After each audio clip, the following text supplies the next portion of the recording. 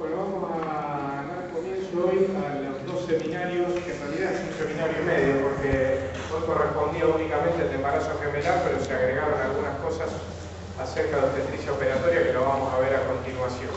Primero vamos a ver el embarazo gemelar, vamos a responder preguntas y después vemos algo sobre obstetricia operatoria que es muy cortito.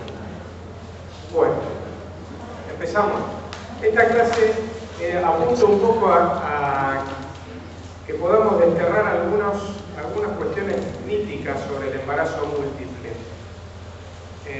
Nosotros, ustedes, ya son casi médicos y tenemos que hablar con propiedad. El embarazo gemelar siempre es embarazo gemelar.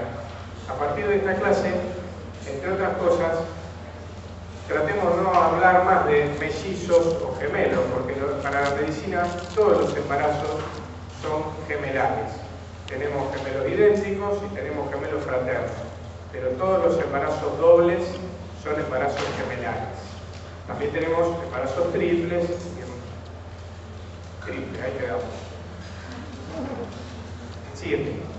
Bueno, vamos a ver la definición. Anda pasando. Es el embarazo en el que coexisten dos o más fetos en la cavidad uterina. Dependiendo del tipo de fertilización o de fecundación, se los clasifica en monocigóticos o bicigóticos. Sí.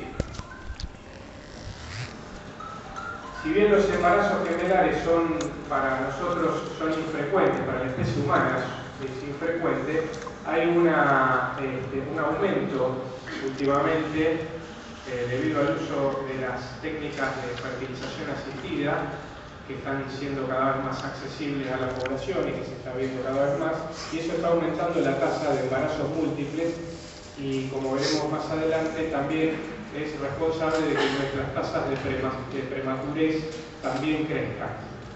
Hay una elevada tasa de resultados adversos en los embarazos múltiples. Recordemos que para la especie humana el embarazo normal es un embarazo único, el embarazo múltiple es un embarazo de alto riesgo. Podríamos decir que es patológico. Siguiente. Aumenta el riesgo de restricción de crecimiento, de bajo peso al nacer, la prematurez, la muerte fetal por malformaciones, siendo esto más alto con respecto a los embarazos simples o unifetales. Siguiente. Dada la relativa facilidad en el diagnóstico temprano, nosotros podemos poner en marcha mecanismos de screening como para anticiparnos a ciertas patologías como el parto pretérmino y la preeclampsia, que son más frecuentes en un embarazo doble. Siguiente. El embarazo doble monocigótico es aquel que se produce por la fertilización de un ovocito por un espermatozoide, lo que nosotros tradicionalmente llamamos gemelos idénticos.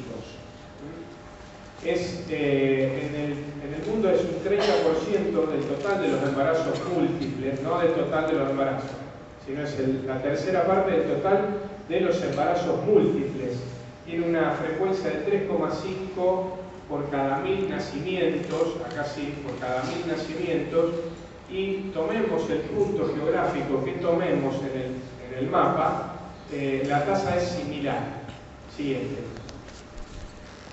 El embarazo doble monocigótico tiene una tasa uniforme a nivel mundial, se da por la fertilización, como decíamos, de un óvulo por un solo espermatozoide que en algún momento cliva o se divide, mientras que en el embarazo doble la fertilización se da por dos óvulos que fecundan a dos espermatozoides, que son fecundados por dos espermatozoides. Es la 2/3 parte del total de los embarazos múltiples, y acá sí hay influencia de factores que son hereditarios, factores climáticos, factores ambientales relacionados con la nutrición, también, que hacen que poblaciones, por ejemplo en Nigeria, tengan más excreción de gonadotrofina, de folículo estimulante, por lo cual las ovulaciones múltiples son más frecuentes que en nuestro medio y mucho más, por ejemplo, que en Japón, que tenemos una incidencia de 1 de cada 150, mientras que en Nigeria vemos 1 de cada 20.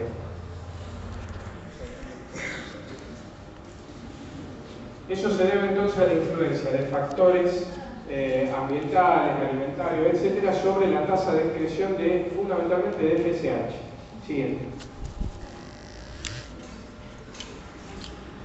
La morbimortalidad materna está aumentada de 3 a 7 veces en comparación con un embarazo simple, relacionado a esto fundamentalmente con la preeclampsia, que es más frecuente en los embarazos múltiples, fundamentalmente por la insuficiencia a la que van a exponerse esas placentas, o esa placenta, en caso de que sea un monocorial, al tener una demanda alta, que va a ser del doble que en un embarazo simple. Siguiente. Con una tasa de morbimortalidad perinatal que aumenta entre el 3 y el 10% con respecto a los embarazos simples. Es decir, que la morbilidad y la mortalidad de los neonatos también es mayor, fundamentalmente relacionada a la prematurez. Siguiente. Bueno, acá repetimos un poquito sobre la fertilización de un óvulo con un espermatozoide, dan origen a un cigoto, siguiente, que se divide dando como resultado dos fetos, siguiente, con idéntico genotipo y del mismo sexo, obviamente. Estos son los gemelos idénticos que siempre son del mismo sexo. Pero, siguiente. Ahí está. Siguiente, lo vemos. Acá vamos a ver que la fertilización de un óvulo por un solo espermatozoide nos da un embrión que se va a dividir. En un momento va a haber un clivaje y de acuerdo al momento, si lo hace en estado de mórula, vamos a tener una gestación biamniótica bicorial. Esto es hasta el cuarto día. Del cuarto al octavo día, ya en estado de blastocisto preimplantación, vamos a tener una gestación biamniótica, vamos a tener dos bolsas y una sola placenta, es decir, monocorial. Biamniótico, monocorial.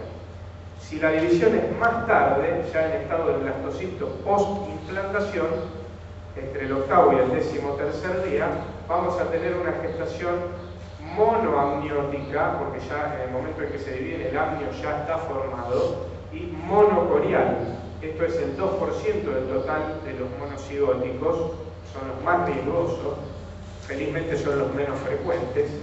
Y si la división o el clivaje se produce después del 13º día, vamos a tener los gemelos siameses.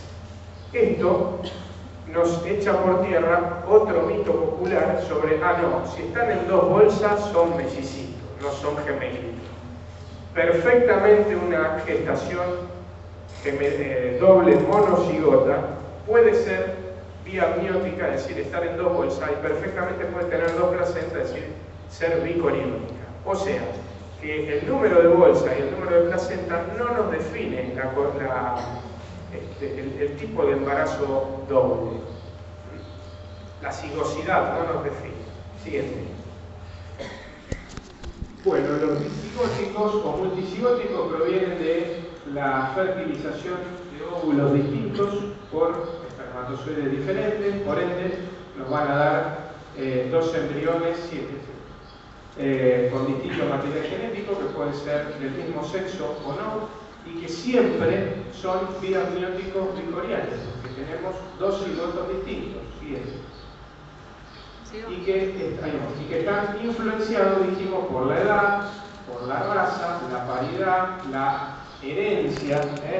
Es muy conocido el tema de que cuanto más jóvenes y con herencia o con antecedentes familiares de embarazos múltiples de tipo bisigótico, esa persona va a tener más chance de tener una mayor excreción de gonadotropina y de ovular doble. Si la mamá tuvo gemelo fraterno, es probable que esa mujer, si se embaraza a los 20, 22 años, tiene más chance de tener una gestación doble que una persona cuya madre no haya tenido una gestación doble. Siguiente. Bueno, y esto aumenta con la tasa con las técnicas de reproducción asistida, que es lo que hablábamos. ¿Por qué? Porque en los ICSI, en donde hay una incubación de múltiples embriones, si bien ahora se está tratando de hacer transferencias uniembrionarias con una disminución en el riesgo, con una disminución en el éxito de embarazo, lo más común es que se transfieran dos embriones y de esos dos embriones, en algunos casos, prenden los dos, por lo cual tenemos una gestación doble. Siguiente. Como verán acá, siempre van a ser dos gametos que se implantan y que terminan siendo biamnióticos bicoriales. Siguiente. Bueno, siguiente. Esta clase, voy a hacer una aclaración, hay cosas que la vamos a pasar medio rápido porque está apuntada al número de la carrera de posgrado de topoquímico y de ecografía, donde yo también doy esta clase. Así que hay cosas que la vamos a saltear porque no les interesa. Bueno, clínicamente lo vamos a sospechar cuando veamos una altura uterina superior a lo que esperamos según la edad gestacional, porque tenemos mayores niveles de subunidad beta cuantitativa para una edad gestacional cierta, es decir, para 10 semanas vamos a tener niveles mucho más altos que en un embarazo de 10 semanas simple. Va a haber una mayor expresión de síntomas como la hiperemesis gravídica. ¿Por qué? Porque al haber más corio hay mayor producción de gonadotrofina coriónica y eso es lo que actúa desencadenando en el centro del vómito, gatillando la emesis del embarazo. Sí. Bueno, la altura uterina por encima del percentil 90 para la edad gestacional. Siguiente. Y cuando el embarazo progresa vamos a poder palpar dos polos fetales a través de las maniobras de Yeroboam. Siguiente. Esto es un poquito más difícil, pero cuando uno se pone canchero también puede en dos polos distintos ocultar dos latidos. Ahora los equipos de ocultación fetal vienen con dos transductores para embarazos dobles y vamos a ver que hay frecuencias cardíacas distintas. Vamos a poner los dos transductores para escuchar uno y otro y las frecuencias cardíacas van a ser distintas y el ritmo también. Siguiente. Obviamente que acá toma un papel fundamental nuestra amiga la ecografía, que permite hacer el diagnóstico de certeza ante la sospecha clínica, que nos permite saber o confirmar la edad gestacional, la vitalidad y algo muy importante que es la corionicidad y amniosidad, es decir, saber si tenemos un embarazo bicoriónico, monocoriónico, si es biamniótico o monoamniótico, porque eso tiene mucho que ver con patologías que después vamos a desarrollar, que pueden darse, por ejemplo, por monocorionicidad, o indicación de modo de terminación del embarazo, por ejemplo, cuando hay un solo saco amniótico, cuando son monoamnióticos. Siguiente. Bueno, la corionicidad, la amniosidad, siguiente, anomalías, alteraciones en la curva de crecimiento, cuando lo seguimos, y en caso de que sea monocoriónico, bueno, descartar los síndromes fundamentalmente del gemelo transfusor, gemelo transfundido, a través de yunteos vasculares dentro de una misma torta placentaria de la cual se nutren dos fetos. Si hay anastomosis arteriovenosas anómalas, va a haber una transfusión, un pasaje de sangre de uno de los gemelos, que se lo va a llamar gemelo transfusor, hacia el otro que va a ser el gemelo transfundido. Y todo lo que eso trae aparejado. Siguiente, ya lo vamos a ver. Bueno, el diagnóstico de amniosidad, de corionicidad, lo vamos a poder hacer. Esto se va a poder diagnosticar desde el punto de vista ecográfico mucho más fácil cuanto más precoz sea la ecografía. Ya cuando nos pasamos de las 14, 15, 16 semanas, se nos está empezando a poner más difícil el diagnóstico. Pero podemos apelar al sexo fetal. Si son un varón y una nena, siempre van a ser bicigóticos. Si son bicigóticos, siempre son biamnióticos bicoriales. Las masas placentarias, cuando son dos, evidentemente son bicoriónicos. El grosor de la membrana divisoria, después vamos a ver unos ejemplos, cuando la membrana intergemelar está formada por amnios, corios, corios y amnios, es decir, 4 hileras de ladrillo entre uno y otro, quiere decir que es biamniótico bicorial. Cuando es solamente el amnio lo que nos separa, tenemos 2 hileras de ladrillo y por ende es más finita. Y si no tenemos pared entre uno y otro, nos está hablando de que están compartiendo el mismo saco amniótico. Cosa que es muy importante también diagnosticar, porque los monoamnióticos, como les comentaba, les adelantaba algo hace un ratito, está contraindicado el parto por vía vaginal, por el riesgo de accidentes por enganche o por enredo de cordón entre uno y otro. Siguiente. Bueno, acá vemos un ejemplo, es una ecografía de una paciente mía que anecdóticamente vino a hacerse un control ginecológico y yo le terminé contando que estaba embarazada y cuando abrió los ojos le dije, ya no va a abrir más porque son dos. Y acá tenemos entonces, ustedes fíjense que acá tenemos todavía lo que se llama el fenómeno de separación amniocorial, donde tenemos una membrana ecogénica muy brillante que es un amnio, acá tenemos el otro amnio y en el medio el corio. A esto, este triángulo se lo llama signo de lambda y esto certifica que es una gestación doble biamniótica bicorina. Pero no nos certifica hasta ese momento si es monocigótica o bicigótica. Siguiente. Acá vemos el signo de lambda. Siguiente.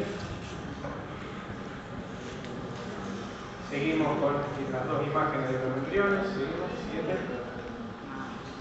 Bueno, acá tomamos la medición de la longitud embrionaria máxima que nos daba en ese momento 9 semanas. Esto fue el 14 de mayo de 2010. Tiene un tiempito en las fotos. Siguiente.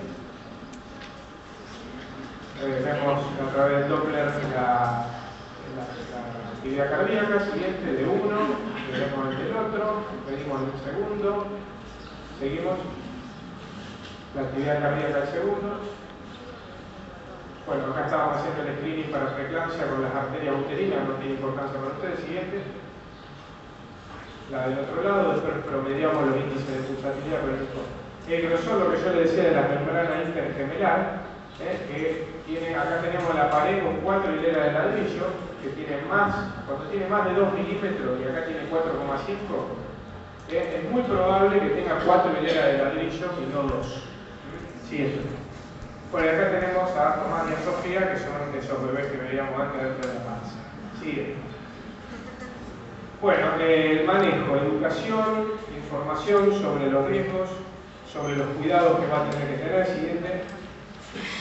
Un reposo relativo, va a tener que progresivamente ir haciendo menos cosas, va a tener 2 chicos, va a tener casi el doble del aumento de peso, se le van a hinchar los pies, se va a cansar más rápido, va a tener contracciones antes de tiempo, sobre todo si anda mucho. Siguiente. La dieta va a tener que tener algunos cambios con respecto a la de un embarazo simple. Es fundamental la hidratación. Siguiente. Suplemento de hierro, ácido fólico, calcio. Cuando el embarazo esté avanzado, recomendarle que cuando se acueste lo hagan de fúbito lateral, porque el síndrome hipotensivo supino es más frecuente en los embarazos múltiples, porque obviamente el útero va a estar pesando más sobre la vena cava y eso va a robar flujo de retorno a la aurícula y por ende al ventrículo y por ende la presión va a bajar. Y eso va a dar lo que se llama el síndrome hipotensivo supino. Siguiente. Bueno, la ganancia de peso en vez de ser entre 9 y 13 kilos va a ser entre 16 y 20 kilos, promedio, ¿no? Generalmente clavan 30, 25 kilos y nosotros se nos incendian los pelos, pero bueno. Siguiente. Por eso tengo tan poco. Bueno, el manejo, control cada 3 o 4 semanas hasta las 26 semanas. Siguiente. Puedo andar pasando la media yo. Cada 2 o 3 semanas a partir de las 32 y luego a partir de las 35 ya hay que hacer un control semanal porque es muy probable que ya a esta altura empiece a haber borramiento y dilatación del cuello, que la paciente experimente que tiene dinámica. Siguiente. Y a partir de las 35, bueno, conviene hacer un tacto justamente para valorar el estado del cuello, la presentación, etc. Bueno, siguiente. Cada vez que nosotros controlemos a la paciente vamos a tener que, como en toda paciente, evaluar ciertas pautas de alarma sobre patologías que pueden aparecer. No nos olvidemos del parto pretérmino y la preeclampsia, es decir, la restricción de crecimiento, es decir, las lo que hoy por hoy se llaman placentopatías restrictivas. La ecografía, bueno, a las 12 semanas, para hacer el screening 11-14, que está de moda, es la translucencia nucal, en este caso la cervicometría por vía transvaginal para hacer el screening de parto pretérmino, lo mismo con las arterias uterinas para hacer screening de placentopatías restrictivas, 18 a 20 semanas, valorar, hacer una evaluación morfológica, a las 22 en realidad, la evaluación morfológica de ambos fetos, también evaluar la hemodinamia y hacer la segunda parte del screening de placentopatías restrictivas, es decir, de restricción de crecimiento y de preeclampsia, ya que a través de eso podemos tomar conductas activas antes de que nos aparezca el problema, como el uso de aspirina y en algunos casos también de heparina. Siguiente. Bueno, el non-stress test, que es el monitoreo departal. Siguiente. El perfil biofísico que está cayendo en desuso gracias a la buena correlación entre el NST y el Doppler obstétrico. Siguiente.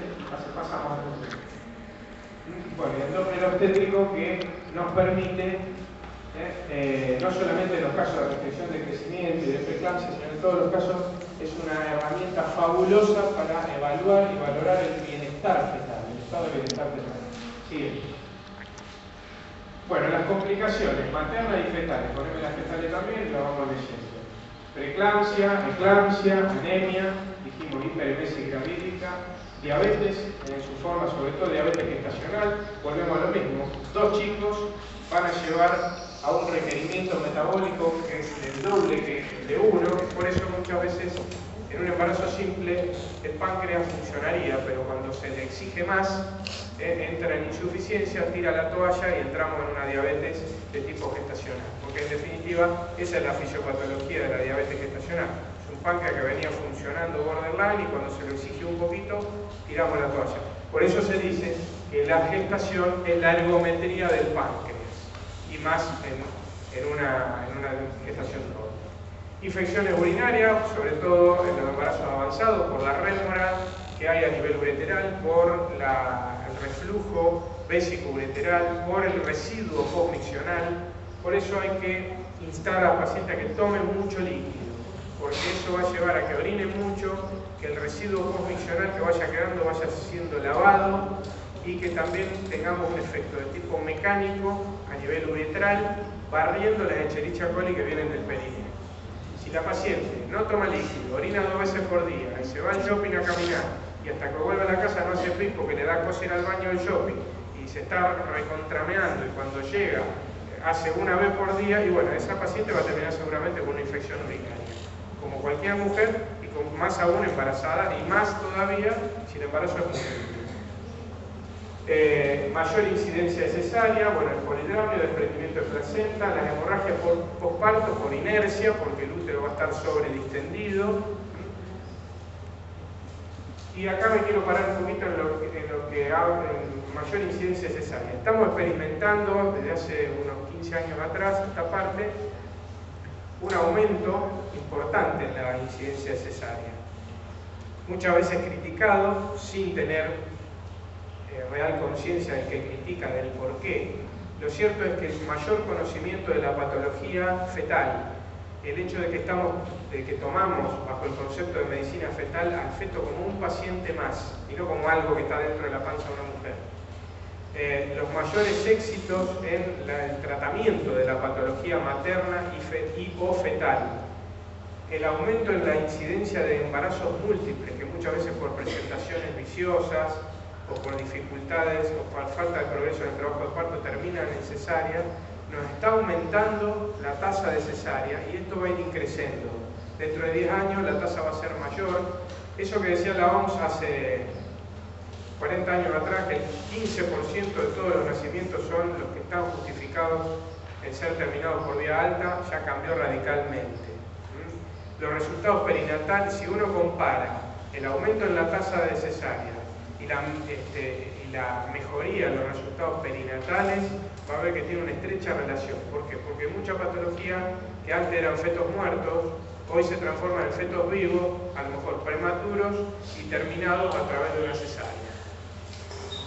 En cuanto a las complicaciones fetales, bueno, la amenaza de aborto, el aborto espontáneo, la muerte de uno de los fetos, la prematurez, volvemos a lo mismo, la restricción de crecimiento, que puede ser de ambos o puede ser selectiva, las aneuploidías, que son los trastornos cromosómicos, las conexiones vasculares anómalas, los accidentes de cordón, en el caso de esto de que sea un monocoriónico, y accidente de cordón si es un monoamniótico aparte, los siameses. Nosotros en el Hospital Eva Perón, al que pertenezco, yo participé en el estudio de unos gemelos siameses que habían venido de firmar y que nacieron allí.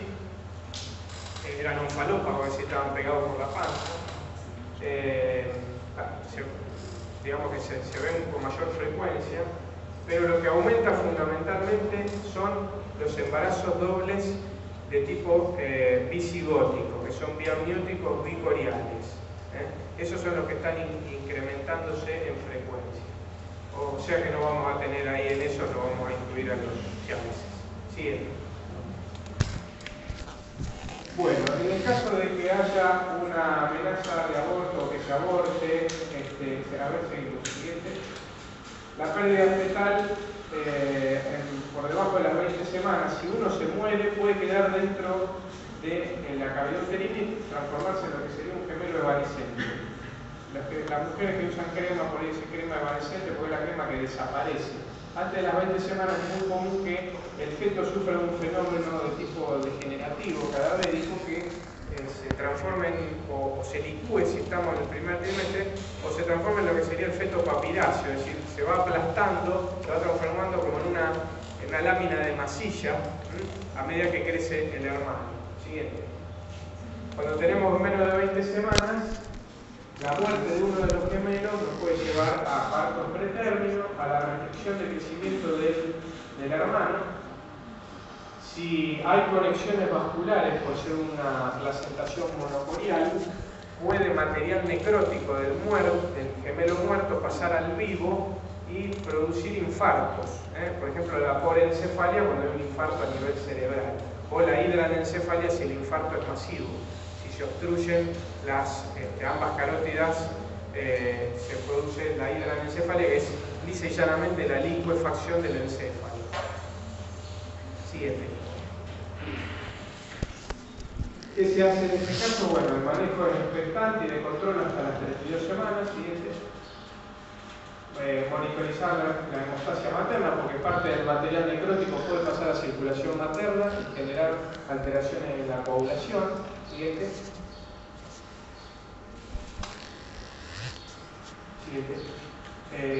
Bueno, en cuanto a la prematurez, vamos a hablar un poquito sobre la prematurez, que es la principal causa de muerte y mortalidad en los embarazos dobles. Dijimos que la prematurez estaba aumentando, la tasa de prematurez en nuestro medio es del 12% del total de los nacidos. Si uno lo compara con países en América como por ejemplo Ecuador, que tienen 4 o el 5%, dice, epa, ¿qué pasa? ¿Por qué tenemos más prematurez? Bueno, generalmente porque en Ecuador los que no son prematuros son fetos muertos, es decir, que no están contabilizados dentro de los prematuros, que nosotros, a lo mejor por una buena asistencia obstétrica, se transforman en prematuros y no son fetos muertos. Y aparte porque en nuestro medio tenemos más acceso a lo que es la fertilización asistida que en países como Ecuador, donde no es tan fácil el acceso. Siguiente. La duración de la gestación es inversamente proporcional al número de fetos. Sí. Bueno, y en la paciente que está con una amenaza de parto pretérmino, obviamente si lo hacemos con un embarazo simple, mucho más con un embarazo doble, hay que hacer uteroinhibición. Acá dice endovenosa, hoy por hoy estamos utilizando con muy buenos resultados la uteroinhibición por vía oral con nifedipina, que es un bloqueante de los canales de calcio.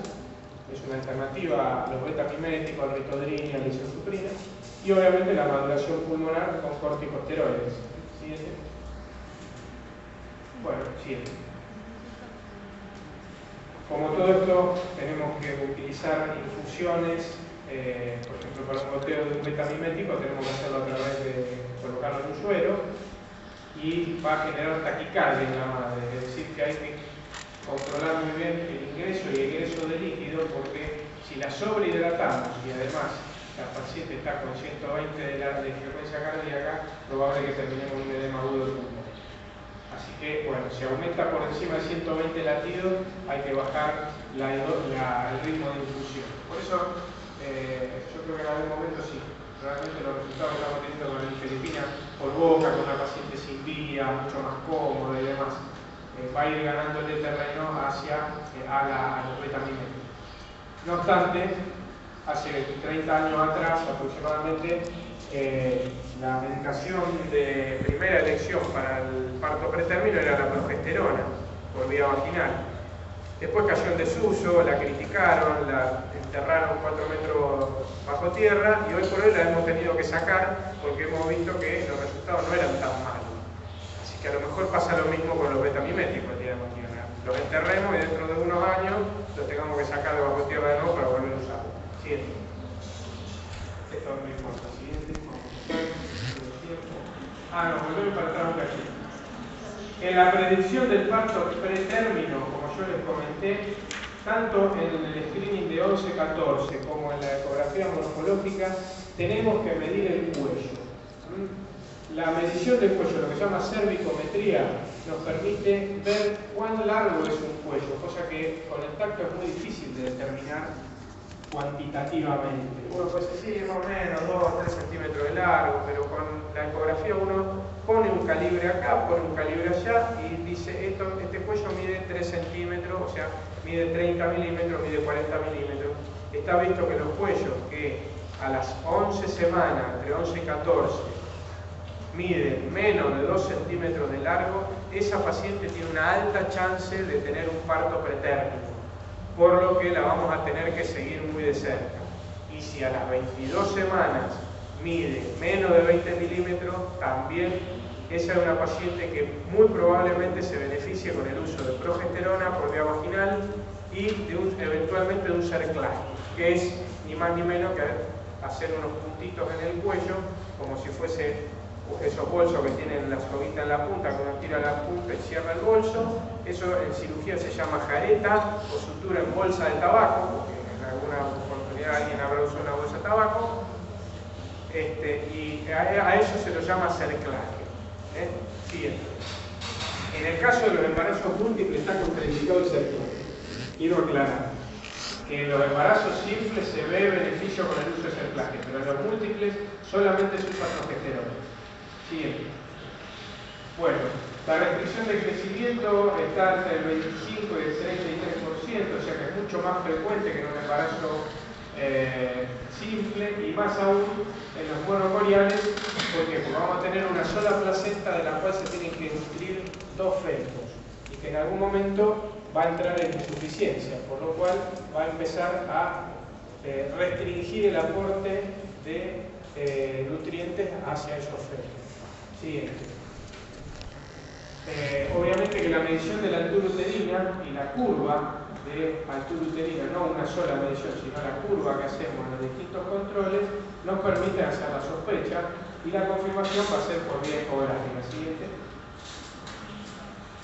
Bueno, estos son parámetros que no importa. La restricción de crecimiento puede afectar a uno de los dos, es decir, que vamos a tener un crecimiento discordante. Puede que uno crezca acorde al tiempo que lleva y otro, por ejemplo, si hay 2 placentas y una se actúa bien y funciona bien, ese feto crece bien, y si el otro tiene una placenta más chiquita que no invadió bien y demás, nos empieza a dar una restricción en uno de ellos. Siguiente. Bueno, esto es más o menos lo que yo le decía. Siguiente.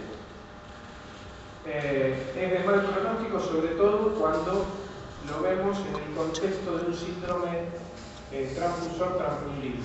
Es decir, una sola placenta con un shunt entre arteriovenoso entre los 2 fetos.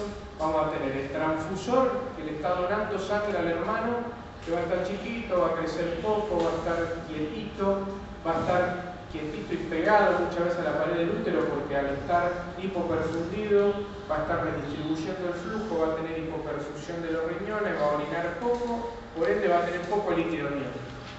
Y ese, si sigue así, se va a morir porque va a estar anémico y va a ser una complicación propia de su anemia y de su desnutrición. Y el otro, que está en una pileta grande porque orina un montón, porque está hiperperfundido, va a estar gordito, policitémico, hiperactivo, en algún momento va a estar tan perfundido que va a entrar en insuficiencia cardíaca y también se va a morir. Es más, si uno compensa esta patología y saca a los 2 chicos vivos, viables, tiene más chance de morirse el gordo que el flaco, porque el flaco entra en el borde y se recupera. el otro va a tener la consecuencia de su hipervolemia. Siguiente. Bueno, esto tiene que ver con ecografía, estos son los parámetros que comparamos para ver si hay discordancia. ¿Cómo? Vamos. Ya vamos a llegar. Siguiente. Bueno, el síndrome transfusor feto-fetal, que es lo que le decía. Siguiente. Vamos repasando un poquito. La base fisiopatológica es bueno, la comunicación vascular unidireccional, con la transfusión entre uno y otro. Siguiente. El receptor que tiene todo esto. Siguiente. El donante que tiene todo lo que hablamos. Lo dejamos un poquito por si lo quieren copiar.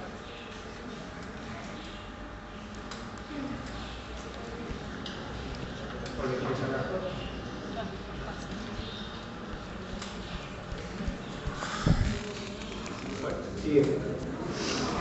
¿No? ¿Volvemos un poquito? Bueno, volvemos para atrás. Se ponen a hablar y yo digo, ya está, ya copiamos.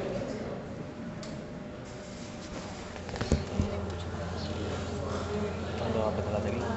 Estoy tomando suerte. Ustedes tuvieron suerte porque hoy está lindo. Cuando me toca en junio o julio de esta misma clase es un frío acá adentro. Acá hace un calor ahora. Bueno, ¿sí? ¿Estamos? Listo. ¿Le copian en el examen al de al lado? ¿Cómo no le van a copiar un cuadrito ahora en la clase? Siguiente. Un indirecto para mí. Bueno, el diagnóstico puede ser a través de la ecografía y también en caso de que venga un paciente de la calle, como tenemos muchas veces en el hospital, que vienen, entra y dice, acá estoy, vengo a parir, ni tienen cero control. Este diagnóstico se puede hacer el neonatólogo a través de la discordancia de peso, a través de la discordancia de la hemoglobina y el hematocrito. Siguiente. Bueno, tratamiento, acá a pedido de la doctora. ¿Qué hacemos como medida terapéutica para, como siempre digo, patear la pelota lo más adelante posible? Porque cada día que gana un chico, que va a ser posiblemente un prematuro, pero cada día que gana dentro de la panza es un gol más en el partido para el neonato. Es decir, cuanto menos prematuro no es lo mismo sacar un 29 que un 30, que un 32, que un 33 o que un 33. Cada día que pasa es mejor el resultado en ese bebé.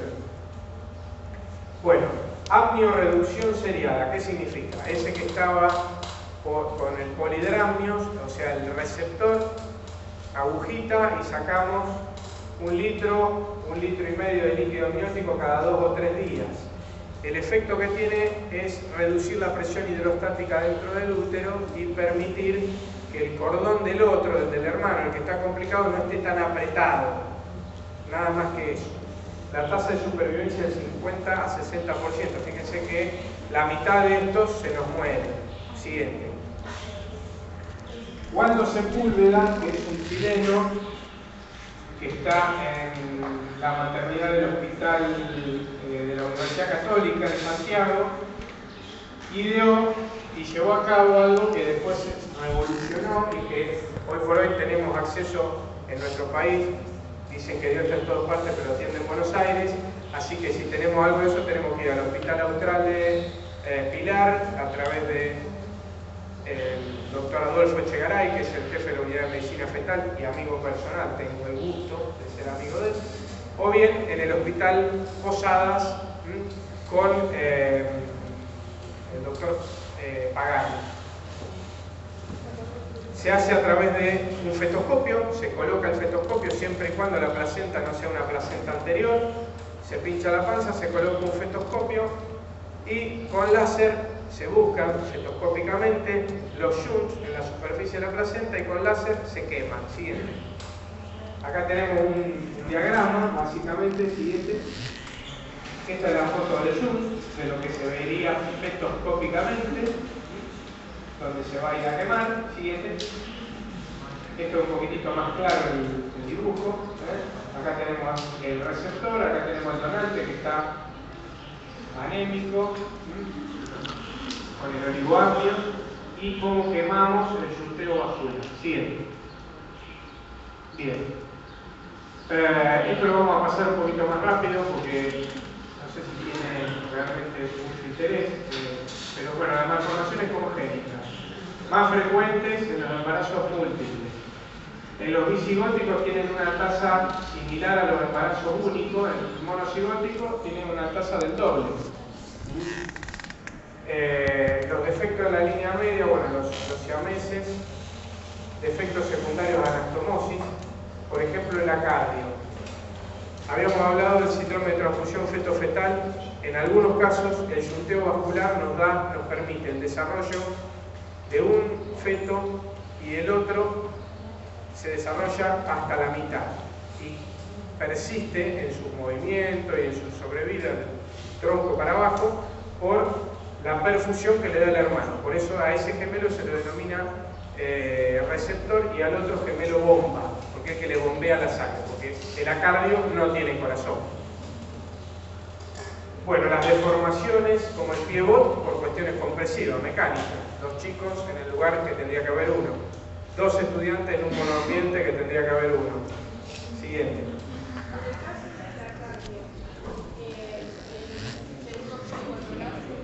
Sí. Yo me incorporé una foto, lo tuvimos uno hace 6 meses en Baigorria, que yo hice el diagnóstico ecográfico y después cuando nació tomé foto, bueno, no tuve tiempo de incorporarla, pero básicamente es la de las, más o menos a la altura del diafragma para abajo. Siguiente. Bueno, un gemelo anómalo aumenta el riesgo de parto pretérmino. El gemelo no afectado tiene mayor riesgo de presentar bajo peso al nacer y prematurez por culpa del hermano. Siguiente. Bueno, una más. Aneuploidía, síndrome de Turner, síndrome de Patau, síndrome de Edwards, síndrome de Down. Los monocigóticos tienen un riesgo similar, estadísticamente estamos hablando, tienen un riesgo similar al del embarazo único. Mientras que en el bicigótico, como son dos, el riesgo es el doble, estadísticamente hablando. Siguiente. En general hay uno solo afectado cuando se ve. Bueno, el diagnóstico, el screening de aneuploidía no tiene mucho sentido que profundicemos sobre esto, sobre translucencia y todo eso, porque no importa. Siguiente. Edad gestacional promedio. Gemelos, idénticos o fraternos. No me vengan más con mellizos. ¿Está? Esta mañana justamente tuve una charla con un neonatólogo que trajo al servicio de ecografía del hospital un neonato para hacer una ecografía por una sospecha de un pilórico. Dice, este es un mellizito. No, le digo, pará, salí, entra de nuevo y explícamelo de nuevo. No hay mellizos, son todos gemelos. ¿Está? Bueno, los embarazos triples también se han visto por técnica de fertilización asistida. Hoy ya la transferencia embrionaria de 3 embriones solamente se ven en aquellas parejas que no quieren criopreservar, por cuestiones religiosas, etcétera, etcétera. Se trata de fertilizar máximo 3 ovocitos y si se fertilizan los 3 ovocitos, se transfieren los 3 en ese caso. Pero son raros. Siguiente. Bueno, cuádruple. La verdad, triples tuvimos 2 en el hospital, espontáneos. Y una de esas pacientes era una paciente que había venido a vivir desde República Dominicana. Si fíjese la influencia de la raza negra y las personas que viven en climas cálidos tienen mayor tasa de excreción de gonadotrofina. Hacía 3 meses o 4 que había venido de República Dominicana, le había enganchado así un argentino que se había ido de vacaciones. Cuando vino le embarazó de 3. Bueno, nacieron, no me acuerdo, pero 32, 33 semanas. Después uno falleció, le quedaron 2. Siguiente. ¿Cuál es la mejor edad para interrumpir el embarazo múltiple? Bueno, acá tenemos que balancear en un distrés respiratorio o una dificultad respiratoria con la insuficiencia placentaria. Está visto que las 2 arterias uterinas no tienen capacidad de perfundir, o sea, de nutrir a 6 kilos de pibe. Así que si los chicos son grandes, es muy probable que en algún momento la placenta tire las uterinas tiren la toalla y los chicos empiecen a sufrir el déficit nutricional y de aporte gases y demás. Por eso se hizo un estudio siguiente, sí,